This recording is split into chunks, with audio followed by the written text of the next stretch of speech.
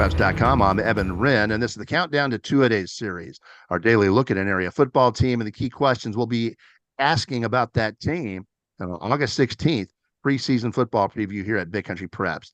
I'm here with my partner, Dan Youngblood, via Zoom, and tonight, Dan, we're talking about the Coahoma Bulldogs.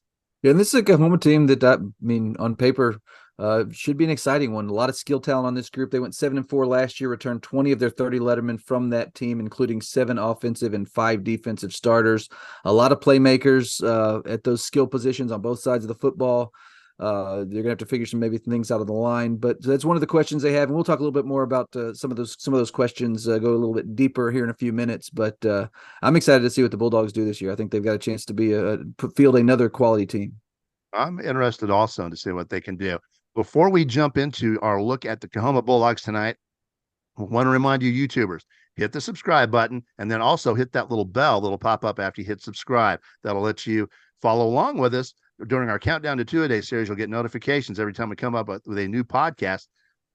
YouTube will send you a notification. So just please hit subscribe and hit the bell. All right, well, let's jump in. Let's talk about the Coahoma Bulldogs. This is a team that, like I said at the outset here, a lot of skilled talent. A kid in Billy Bailey, who may be one of the best utility back receiver type kids in the entire Big Country, has even played a little bit of quarterback. I mean, he can do whatever you want him to do offensively. Jaden Vineyard had a big year at the running back position last year. Austin Perkins had a big year receiving the ball. And then Boyd Cox, as a freshman last year, started all year for him, showed a ton of promise. This is a team with a lot of speed, a lot of skill talent. I'm just interested to see what that group can do, if that group can take another step forward, because they were very good offensively last year, have a chance to, I think, even better this year.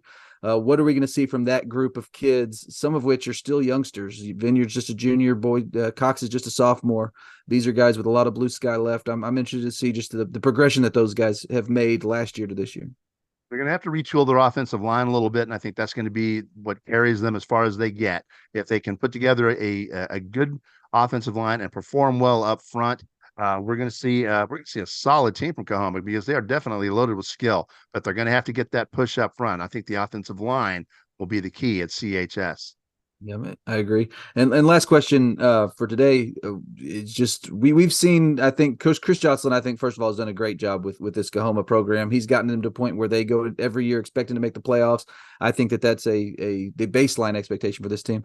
The question I have, and it's more of just a product of geography and luck as much as anything, they're stuck in a district with Idalou and Abernathy. I'm just wondering if maybe this can be the year that they can climb into that group and maybe can compete at the very top of this district. I think that they will make the playoffs with what they've got coming back, and I think that's kind of the expectation there. I'm excited to see if maybe they can take that next step forward and fight with those two there at the top of the district for maybe a district championship. But such a tough district. That's the challenge they face each and every year now, just having been placed with them for the last several. So it'll be interesting to see if how those games play out this year. All right, let's take a quick look at Coahoma's schedule for 2023 non-district portion.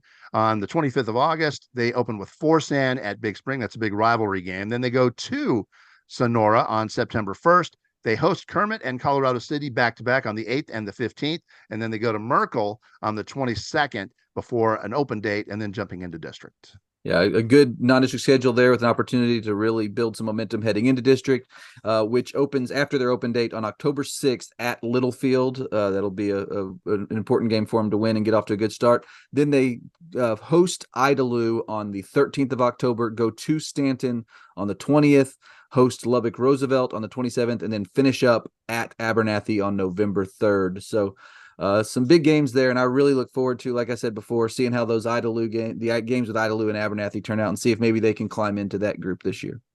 All right, with that, it's time to wrap up tonight's episode of the Countdown to Two-A-Days series, the Coahoma Bulldogs. Before we do that, we want to remind you, August 16th, that's when we release our preseason football preview, the most comprehensive look at Big Country football of any media source in Texas. Stats, standings, predictions, columns, you name it, we got it. Don't forget to sign up August 16th. In the meantime, thank you for joining us for this episode of our Countdown to Two-A-Days series, and make sure you join us again tomorrow when we will be highlighting the Comanche Indians here at BigCountryPreps.com.